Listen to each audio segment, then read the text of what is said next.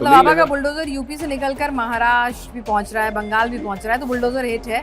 तो उन्होंने कहा कि भाई ये मॉडल अपना लेता हूँ। अभी तो एक सबसे पिनाजी 4-5 दिन पहले एक वीडियो आया था कि कहीं और जा रही थी ट्रेन के ऊपर बुलडोजर, हाँ। और लोगों ने देखा तो कहा कि बाबा ने भिजवा दिया। तो लोगों में बाबा का सिनोनिम हो गया है बुलडोजर, पूरी तरह से कोई डिनाइल नहीं है, कोई डिनाई नहीं है। और लोगों कहीं भी चले याद बाबा याद है। भाई देखिए, लॉ एंड ऑर्डर को स्थापित करने में बुलडोजर का जितना उत्तर प्रदेश में रहा योगदान, लोग कहते हैं कि भाई गरीबों के ऊपर चला। मैं कह रहा हूँ कि भाई गरीबों के ऊपर नहीं है, अवैध निर्माण के ऊपर चला, उन अपराधियों के ऊपर चला जो देश और राज्य में कानून व्यवस्था को अपने हाथ में लेकर चले थे। बुलडोजर वहां चलता, हमारे आपके घरों पर तो नहीं चलता। तो बुलडोजर की जो कहिए कि आलोचक हैं उनको बताना चाहिए कि भाई किसी ने अवैध निर्माण किया है, उसके यहाँ बुलडोजर क्यों नहीं चलेगा? गलत को गलत करके कार्रवाई तो होनी चाहिए ना। बेचारा जो सही करके अपने मकान को ना बढ़ाता है ना आगे जमीन दबाता है, वो छोटे मकान में रह रहा है, तो आप उसका सम्मान कीजिए, पर उसको गलत के प्रति सिंपैथी रखने के। बहरहाल सर वो कह रहे हैं कि जितने भी अल्पसंख्यक विकास फंड की मॉनिटरिंग होगी, गैर कानूनी तरीके से चलने वाले मदरसों पर एक्शन होगा, और ममता सरकार में बने कास्ट सर्टिफिकेट की भी वो जांच करने के लिए बात कर रहे हैं। तो यानी कि जिस तरह से हमने देखा था योगी जब आए उत्तर प्रदेश में, मदरसों पर ठीक ठाक नकेल कसी थी, और वही काम अब शुभेंदु भी करेंगे। हाँ, इसलिए करेंगे ना। देखिए, आज के डेट में मदरसा जो था शिक्षा के लिए था, लेकिन वहाँ पे शिक्षा कम, पेन की जगह कट्टे ज्यादा सिखाने लगे लोग। धर्म से लोग अपराध की तरफ बढ़ाना शुरू किया तो। और उत्तर प्रदेश में यही योगी आदित्यनाथ भी महसूस किए थे कि भाई ये धार्मिक स्थान है, ये शिक्षा का स्थान है, तो यहाँ पे हम जो भी बच्चे पढ़ेंगे उनको हम शिक्षित करा कर भेजेंगे। जो प्रॉपर वे में, माने सारे रूल के हिसाब से मदरसे चल रहे हैं, तो उत्तर प्रदेश में भी चल रहे हैं, आज भी चल रहे हैं। योगी जी की दोबारा सरकार है। और वही नहीं, अब तो वहाँ इंग्लिश की भी पढ़ाई होने लगी। पहले मदरसों में इसकी पढ़ाई नहीं होती थी, तो भाई वो तो करें कि आप तरीके से पढ़ाई है ना। मदरसों में वंदे मातरम अनिवार्य भी कर दिया ना तो अब तो करना पड़ेगा ना। सरकार कर दिया तो करेंगे। तो ये कंट्रोवर्सी नहीं आएगी? आएगी, देखेंगे।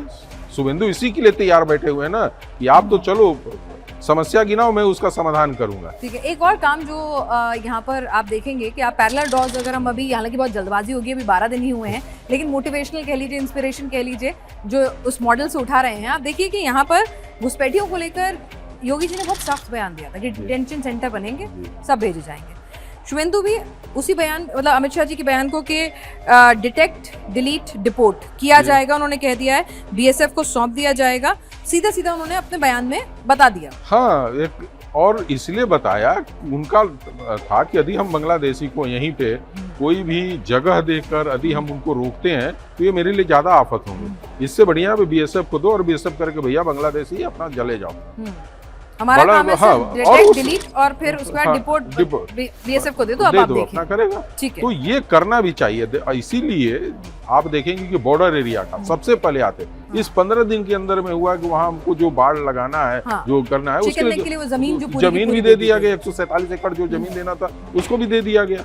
तो ये कहीं न कहीं भारतीय सुरक्षा को भी ध्यान में रखकर ये सारे निर्णय लिए जा रहा है कि भाई जो गलतियां पहले हों वो गलतियां अब न हो। अब लोगों को ऐसे ही, जैसे बॉर्डर लाइन था नहीं, लोग नदी के रास्ते चले आते थे, झारखंड की तरफ से चले आते थे, तो अब उसको रोकने का एक अच्छा सा मिल गया कि जमीन मिल जाएगा, उस पर बाढ़ लग जाएगा, तो बीएसएफ को भी काम करने में आसानी होगी। और जिस बांग्लादेशी को लेकर हम काफी चिंतित हैं, जो घुसपैठी और ये जो अपीसमेंट, तो उसमें बहुत काफी रोक लगेगा। सर एक और चीज है, जो जब योगी जी ने सरकार संभाली थी तो उत्तर प्रदेश में लॉ एंड ऑर्डर बहुत बड़ी दिक्कत थी, इसमें कोई डिनाइल नहीं है। और लोग बाग रात में निकलने से डरते थे। हम लोग कई, अगर बात करें कि बड़ी बड़ी इमारतें तो बन गई थी, लेकिन सेफ्टी सिक्योरिटी अपने आप में एक इशू बड़ा समस्या था। और हमने उसको बदलते हुए सभी ने देखा है, महसूस देखा, उनके आलोचक भी इस बात से तो इनकार नहीं करेंगे। शुभेंदु के पास भी वही चुनौती है, और अब उसी अंदाज में वो यहाँ पर देखिए कि लॉ एंड ऑर्डर पर किसी प्रकार का समझौता करने के लिए नहीं तैयार है। उन्होंने सबसे पहले आते हुए उन बहू बेटियों के लिए कहा कि आप खुलकर बाहर जाओ, सुरक्षा देना मेरा काम है। और अपने सारे अधिकारियों को निर्देश दिया कि किसी तरह का आपराधिक मामले हमें नहीं चाहिए। और आने के साथ ही जो उनके पीए के मर्डर कर भाग गए थे, जो बिहार से 3 लोगों को पकड़ कर लाया गया, उसी की एक कड़ी भी है। उन्होंने दिखाया कि नहीं, ये सिर्फ राजनीति हत्याएं कर आप भाग नहीं जा सकते, आप जहां भी होंगे मैं खोज के लाऊंगा। तो बिहार से भी खोजा उन्होंने, उत्तर प्रदेश से भी खोजा, और सबको पकड़ के लाया। तो लॉ एंड ऑर्डर तो स्थापित करना बंगाल में ये सबसे महत्वपूर्ण चीज है, और इससे उनको करना ही पड़ेगा, क्योंकि जो कहा जाता है कि बंगाली कम्युनिटी थी जो काफ़ी वर्षों से वहाँ परेशान थी इस चीज़ों को लेकर कि उनके घरों के साथ कब्जा कर लिया जाता था, उनके बहू बेटियों के साथ बदमाशी किया जाता था, कंप्लेन नहीं दर्ज होते थे, जो वहाँ से पलायन कर गए थे अपने परिवार की सुरक्षा के लिए वहाँ से पलायन, वो सब देखेंगे कि अब वहाँ पे वापस जाएंगे। क्योंकि बंगाल आज के डेट में मेरा मानना है कि भारत का एक अच्छा माने संपन्न राज हो सकता है, वो शुभेंदु को स्थापित करना होगा और इस 5 साल में उस मैसेज को दिखाना भी होगा।